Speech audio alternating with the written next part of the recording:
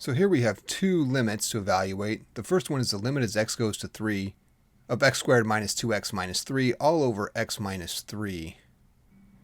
And it's a rational function, so the first thing to do might be to just plug in 3 and see what happens. But when we do that, we get 0 over 0, which is an indeterminate form.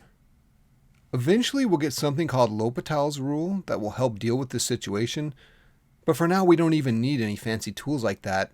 Let's see what happens when we just cancel that denominator. So this is equal to the limit as x goes to 3. And then we can factor this numerator up here. Let's see, I'm thinking that factors as x and x. How about minus 3 plus 1 all over x minus 3. And then we get these x minus 3's to cancel, leaving us with the limit as x goes to 3 of x plus 1, which is indeed 4. Note that when we do this, we're using the so-called simpler function property.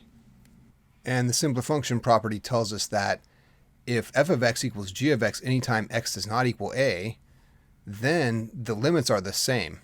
So that's telling us to forget about what happens at x equals 3 and just look at this stuff as we get closer to 3. Well, if that's the case, we can just get rid of these denominators with no consequence whatsoever, leaving us with a simplified form that we can easily plug the limit into. Let's try part B. We have the limit as x goes to negative b of quantity x plus b to the 7th plus quantity x plus b to the 10th, all over 4 times the quantity x plus b.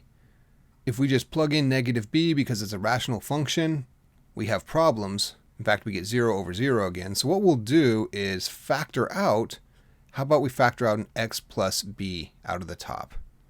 Okay, what does that leave us with? We have x plus b to the 6th plus x plus b to the 10th, x plus b to the 9th, okay, all over 4 times the quantity x plus b, and voila, we can cancel out those x plus b's.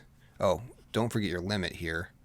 That was a little sloppy on my behalf, right? You want to always include that limit when you're writing these. I know it's a little tedious, but until you actually evaluate the limit, you have to keep writing the limit as x goes to whatever, negative b in this case. Okay, but now I think we can go ahead and evaluate it.